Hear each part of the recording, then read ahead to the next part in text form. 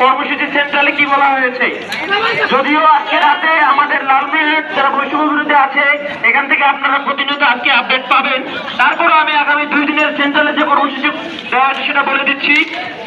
আগামীকালের কর্মসূচি সেন্ট্রাল থেকে বলা হয়েছে যে 5ই আগস্ট সোমবার সারা দেশে শহীদ স্মরণে শহীদ হওয়ার স্থানসমূহে শহীদ স্মৃতিফলক উন্মোচন। ঢাকায় সকাল 11টায় শাহবাগে শ্রমিক সমাবেশ, সকাল 11টায় শাহবাগে শ্রমিক সমাবেশ এবং বিকেল 5টায় শহীদ মিনারে নারী সমাবেশ হবে ঢাকায়, এবং সারা দেশে বিক্ষোভ ও গণ অবস্থান চলবে এবং লালমনিরহাটেও এটার পক্ষে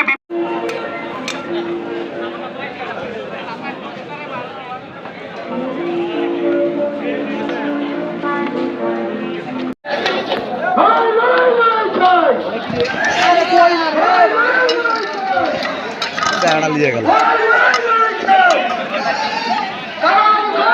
ঠিক আছে, এই বলো না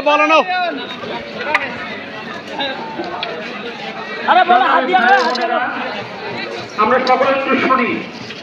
আমরা যে যেখানে আছে আশেপাশে থাকি, বিচ্ছিন্ন থাকি, পাশাপাশি থাকি, হ্যাঁ, যাই হোক যেগুলো সময় যেগুলো কিছু হইতে পারে আমরা আশেপাশে নাস্তা করি, খাওয়া দাওয়া করি, সবাই একেবারে যাবো না, আশেপাশে থাকবো, ঠিক আছে।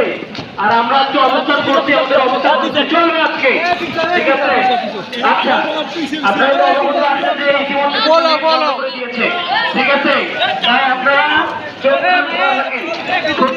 ঠিক আছে, নেট বন্ধ করে দিয়েও আমাদেরকে বিচ্ছিন্ন করা যাবে না, ঠিক আছে।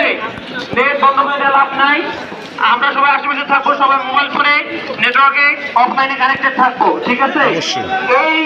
এই অবস্থা থেকে আমাদের ধারাবাহিকতা বজায় রাখতে হবে, বিচ্ছিন্ন হওয়া যাবে না, ঠিক আছে।